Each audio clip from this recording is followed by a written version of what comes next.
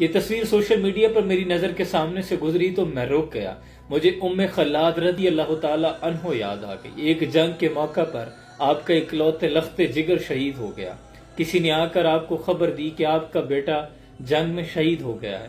آپ نے فوراً اپنی چادر کو سنبھالا، خود کو ایک چادر میں لپیٹا، حجاب کیا اور میدان جنگ پہنچی۔ کبھی آپ اپنے بیٹے کے لاشے کے لیے دائیں جانب جاتی ہیں، کبھی بائیں جانب جاتی ہیں، اور آپ فرض کیجئے ایک جوان ماں کا جب لخت جگر فوت ہو جائے تو اس پر کیا قیامت ٹوٹ پڑتی ہے۔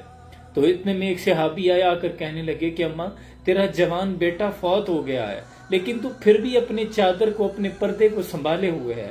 تو اس پر خلاد نے کیا فرمایا؟ آپ نے فرمایا میرا بیٹا فوت ہوا ہے، میری حیات تو فوت نہیں ہو گئی۔ یہ امت مسلمان کی بیٹیاں کس طرف جا رہی ہیں؟ کل کس منہ سے حوض کوثر پہ حضور کا سامنا کریں گی؟ ام المومنین حضرت عائشہ کا اور بی بی فاطمہ سلام اللہ ظاہرہ کا کس طرح سامنا کریں گی کہ صرف ایک دن کے فیشن کے لیے نامحرموں کے ہاتھ میں اپنا ہاتھ دیا ہوا ہے، صرف مہندی کے لیے۔ حضور نے فرمایا تمہارے سروں پہ اس سے بہتر ہے کہ لوہے کے کیل ٹھونک دیے جائیں، تم کسی نامحرم کو چھو۔ اور یہاں فیشن کے نام پر یہ کچھ ہو رہا ہے۔ میری بہن تجھے تو سجنے کی ضرورت ہی نہیں بنتے ہوا، تجھ پہ تو سجتی ہے حیا بھی کسی زیور کی طرح۔ اور تیرا تعلق تو اس دین سے ہے جس کی بیٹی گڑیا بھی خریدے تو دوپٹہ ساتھ لیتی ہے، اور جب تم حیا نہ کہو تو حضور نے فرمایا جو چاہے کرو۔